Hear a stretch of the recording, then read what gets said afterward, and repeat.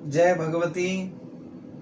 सभी साधकों को बहुत बहुत शुभकामनाएं। जो नए साधक जुड़ते जा रहे हैं उनको बहुत बहुत शुभाशीष। आज एक विषय हम ले रहे हैं नकारात्मक ऊर्जा के विषय को लेके।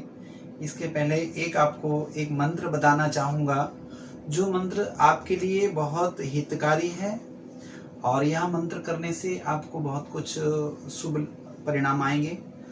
ओम दुर्गे स्मृता हरिषिभीतिमशेष जंतौ स्वस्थै स्मृता मतिमति व शुभान ददासी दारिद्र्य दुख भयहारिणिका तवदन्या सर्वोपकार करणाय सदार्थ चित्ता।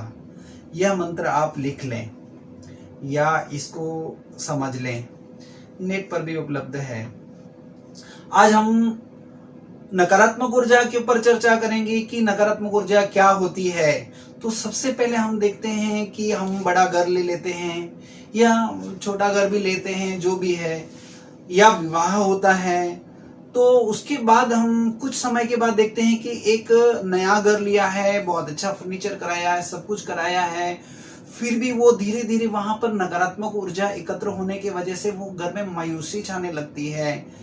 या देखेंगे तो अचानक जैसे नल बिगड़ जाने हैं, इलेक्ट्रिसिटी खराब हो जानी है, या कुछ न कुछ, या दहली टूट जानी है, टाइल्स टूट जानी है, या घर के अंदर में जैसे हम आते हैं तो हमें एक अंदर से आनंद नहीं होता। तो कहीं ना कहीं हम समझ नहीं पाते कि क्यों हो रहा है। बहुत से लोग सोचते हैं कि ये नॉर्मली है ये सब, लेकिन कभी कभी कुछ चीजें नॉर्मली नहीं होती हैं।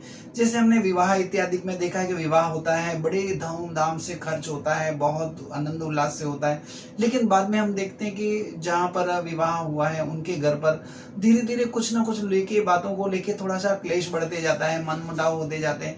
तो वह हम समझ नहीं पाते कि क्यों हो रहा है।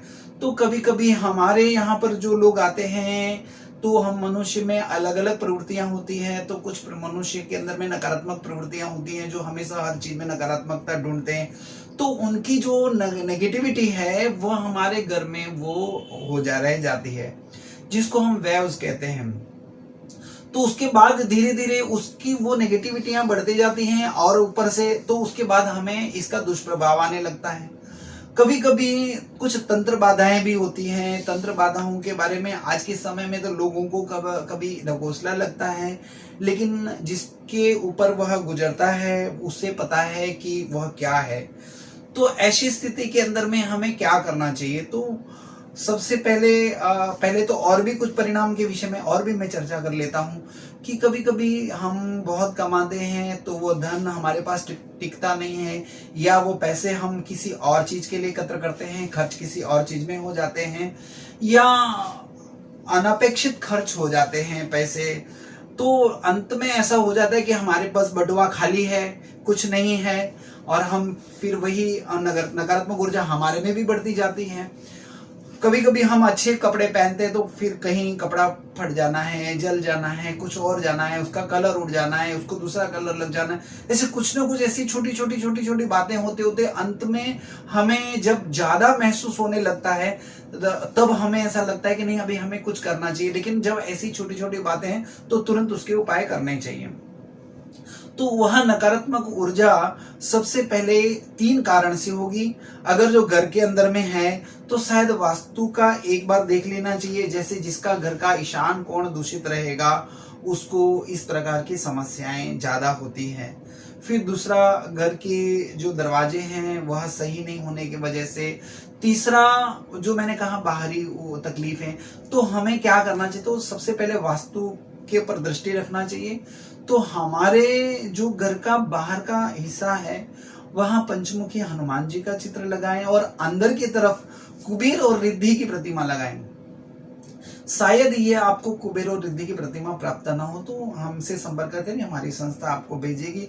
और दूसरा, तो एक यंत्र है भगवती दुर्गा सप्तशती का, या चामुंडा का यंत्र है, या महाकाली का यंत्र है, या इंद्राक्षी यंत्र है, बगलामुखी यंत्र है। इस प्रकार के यंत्र जो है ताम्र में मिलते हैं, आपको हमारी संस्था के द्वारा भी मिलेंगे और आपको जहां उपलब्ध हो आप ले सकते हैं। हम ऐसा नहीं कर सकते कि हमारी संस्था से लीजिए।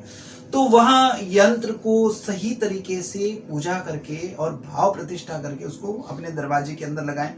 कभी कभी ये यंत्र उपलब्ध ना हो रहे हैं आपको और ऐसा लगता है कि नहीं, आपको कुछ छोटे मोटे और भी उपाय कर लेने हैं, तो एक 5 कपड़े लीजिए अलग अलग रंग के, लाल, पीला, हरा, सफेद और काला।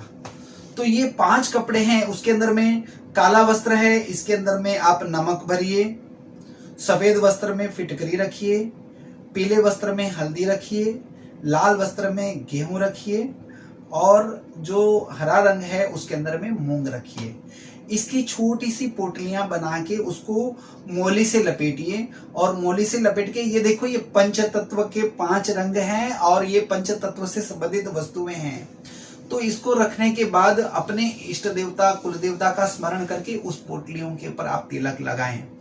तिलक लगाने के पश्चात जो है दुर्गा स्तुति करें व दुर्गा का निवारण मंत्र करें। ऐं ह्रीं क्लीं चामुंडाय विच्चे ये मंत्र है, उससे 1000 मंत्र उस पोटलियों को हाथ में लेकर और जप करके, और या तो फिर आपने दुर्गा कवच का पाठ करें और उसको लाइन से लगाएं। सबसे पहले लाल, फिर पीला, फिर हरा, फिर सफेद और फिर काला, ऐसे क्रम से लगा लें और किसी भी दिशा से लगाए, चाहे यहां से लगाए या यहां से लगाए, किसी भी तरह से। आप उसमें राइट और लेफ्ट का कोई विषय नहीं है। ये उसको बांध दें और उसके ऊपर आप इंद्राक्षी यंत्र या दुर्गा सप्तशती यंत्र या बगलामुखी यंत्र या जिस भगवान को आप जो रक्षा का मानते हैं उसको, उसके ऊपर आप जो है इस तरह से रखें और अपने घर के अंदर में गौमूत्र नमक डाल के पोछा लगवाएं और इसके बाद घर में कपूर और लौंग जलाएं। और ऐसा करने से, और शाम के समय, और दूसरा गुगुल जलाएं, गाय की ठेपड़ी पे कंडे हैं उस पे अग्नि प्रज्वलित करके और उस पे गुगल जलाएं और अपने घर के अंदर में क्रम से घूमें और अपने घर के अंदर में कांसे की जो है घंटी जरूर रखें। और सवेरे शाम दोनों समय अगर जो लौंग कपूर का धूप करते हैं, लौंग कपूर को जलाते हैं अपने घर में, तो आपको नकारात्मक ऊर्जा कम होनी शुरू होगी। और आगे अगर जो विषय है और भी जानने हैं तो आप हमसे सीधे संपर्क में आइए, हम और भी बहुत से कारगर उपाय बताएंगे। यह तो हमने एक छोटा सा उपाय बताया है। आप हमारी चैनल को सब्सक्राइब करें और उसके अंदर में इनबॉक्स में भी लिखें, हमको पूछें, मैं आपको अवश्य उत्तर दूंगा। और हमारे द्वारा जो भी आपको मदद कुछ हो सकती है, हमारी संस्था के द्वारा, हमारे और साधक भी हैं जो अलग अलग प्रदेशों में हैं, वहां से आपको सीधा संपर्क भी करेंगे और किसी तरह का कोई शुल्क भी नहीं है, आपको मार्गदर्शन ले सकते हैं। आप चैनल को सब्सक्राइब करें, बेल आइकन दबाएं और फेसबुक, इंस्टाग्राम और व्हाट्सएप पे हमसे संपर्क में आए। जय भगवती, जय महाकाल।